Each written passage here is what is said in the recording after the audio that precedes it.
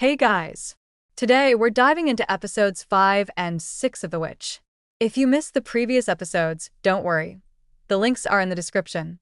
The episode kicks off with Dong Jin meeting a realtor. He's curious about his house, and the realtor mentions he occasionally visits to clean up.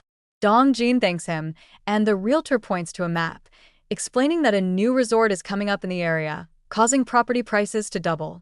He asks Dong Jin if he's interested in selling his house. Dong Jin brings up a series of incidents that happened in the area since 2012 and asks if the realtor knows anything about them. The realtor shares a story about Majin, explaining that strange events occurred while she lived there, but assures him that things are fine now. He also mentions the last incident involved a girl named Yen. The realtor implies that Majin might have been a witch, but Dong Jin isn't convinced, saying it sounds like baseless rumors. He asks if the realtor knows where she lives. In the next scene, Dong Jin visits Nu, who is teaching kids to play a game. They sit down to chat, and Dong Jin explains why he's there. He asks if he can record their conversation, and Nu agrees, jokingly asking if he's working on a thesis. Dong Jin admits that it's something like that.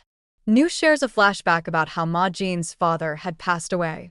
He went to her house to give her bread, leaving it there without saying much. On his way back, he encountered Yoni, the son of a laundromat owner, who started following him. Dong Jin asks if Nu had a crush on Majin and whether he was going to confess. Nu admits he liked her, but never confessed his feelings. Later, Dong Jin is at home with his friends. They greet each other and ask him why he's back.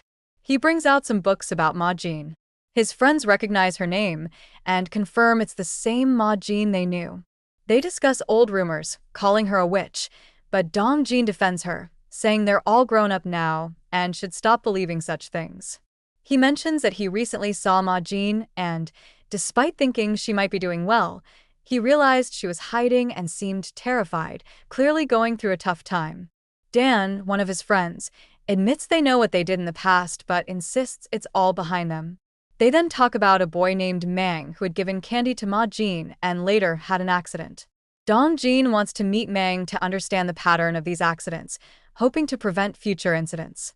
He believes gathering data might help. Dong Jin visits the school and, with Dan's help, looks through files of students who had accidents. He takes all the records home and works late into the night, mapping out accident patterns on his computer.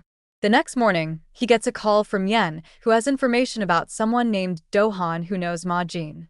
He meets Do-han, who shares memories of his childhood, including an accident where he fell into a ditch while looking at Majin. Dong Jin asks if Do-han had feelings for her, and he admits he did, but never confessed.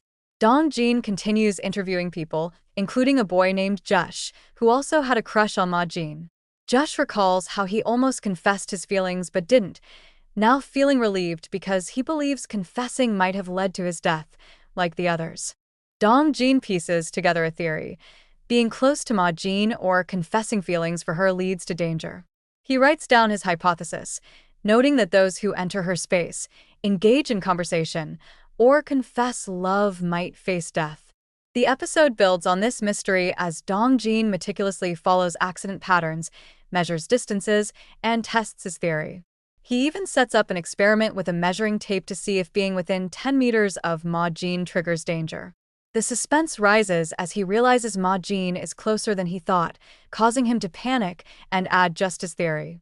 As the episode progresses, Majin's landlord, a kind older woman, encourages her to meet new people and even considers setting her up on a blind date. Majin, however, is not interested and reveals that she feels comfortable being alone. Her friend Sari, who treats her like a sister, tries to get closer to her, offering companionship and support. Meanwhile, Dong Jin uncovers more about Majin's past at the university.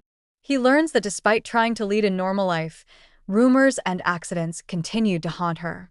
Sari shares how she once spread a rumor about Majin being a witch, feeling deep regret for it now. The tension builds as more characters confess their past crushes on Majin and recount strange accidents.